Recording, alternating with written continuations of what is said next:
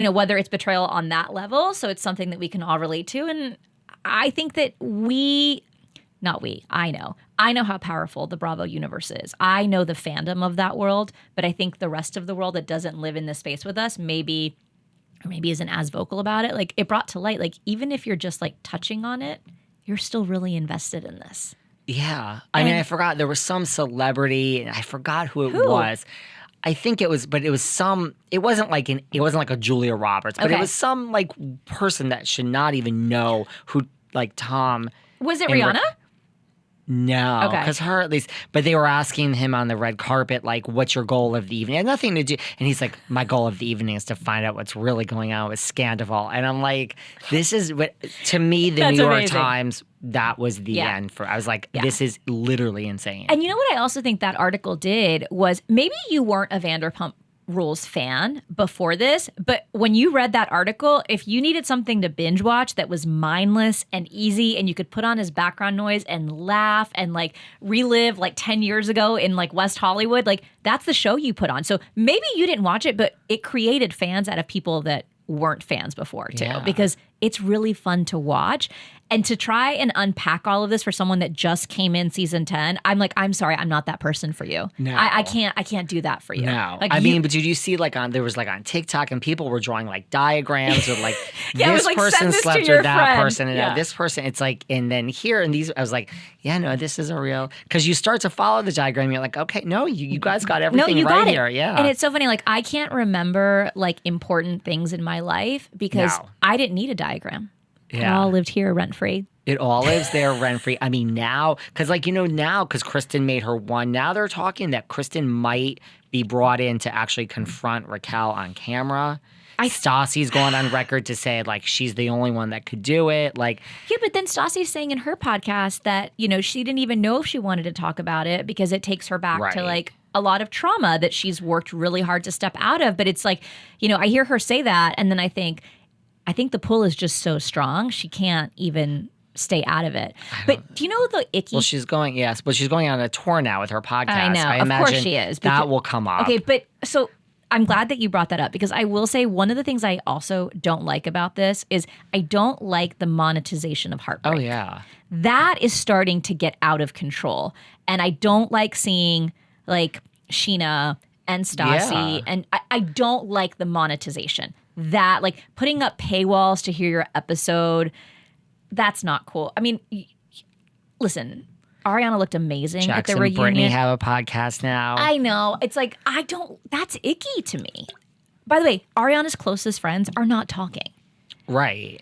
They're not really talking. Oh, honey, I know, because my booking team has tried many people related to this whole experience. And they're not.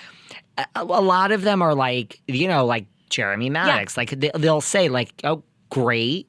Definitely interested. We'll get back to you. Let's see what Ariana says. Like, everyone is checking with her. Yeah. In her, I've tried everyone. In and her not just, actual circle.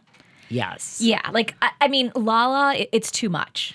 I saw something where she said, like, I'm so, do you see this post where she's like, I'm so sick of, like, every other post on my feed is Scandoval and I'm so sick of, and people are like, sweetie, but you're talking about it 24/7. Do you know how an algorithm works? Yeah. Like, it feeds you what you consume and what you put out, right? Like, I love Lala as a character. I don't know her, obviously. I love her as a character on the show. I mean, she's been great to watch. She's great. I know she's gone through a lot, and as a mom, like, I empathize with what she's going through. But with this, I do feel like, I think back to the fight that they had at James and Rachel's engagement party, and I just think, like, you're not really friends. Like, why are you so activated? Or are you only activated because, well, I called it celebrity by association. This is like, relevance by association. And I think it's like, I mean, look, my sources, I've said this before on this podcast, my sources have told me that, go. I mean, look, now do we know for sure, but my sources told me that everyone got, a pay cut for this season. Okay. Like, it was on its last leg. Yeah. Not Lisa, of course. And that regardless of the money, but I know for a fact, like, they were told, like, you better figure something out. No, I'm not saying it's fake. I'm just saying that the people that are not involved in it without the heartbreak are probably like, well, I guess we figured it out. Like, if you're Sheena or Lala or James, I mean, I don't understand why James is so activated. You weren't dating her at the time. So I just think you have a group of veterans that really know what they're doing. And you're probably like, well, we were told that this really probably was the last leg of the damn show.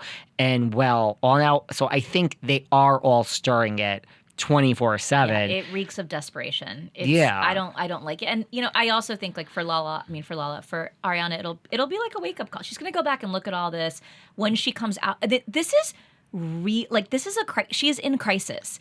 You can't see when something like this happens to you. You're not thinking straight. You're not I mean, it takes months, years for people. I mean, this is her partner of a decade. This isn't like her 22-year-old boyfriend. They share a life together. They share a home together. Like. This is, I imagine, somebody she thought she was going to spend the rest of her life with, right? Maybe not married, but like they were partners. So she's going to have to take stock of what has happened. And she's going to come out of this and look back and be like, was that behavior okay? Like, are they my friends? Like, were they really like making money off of something that I went through? That really happened to her.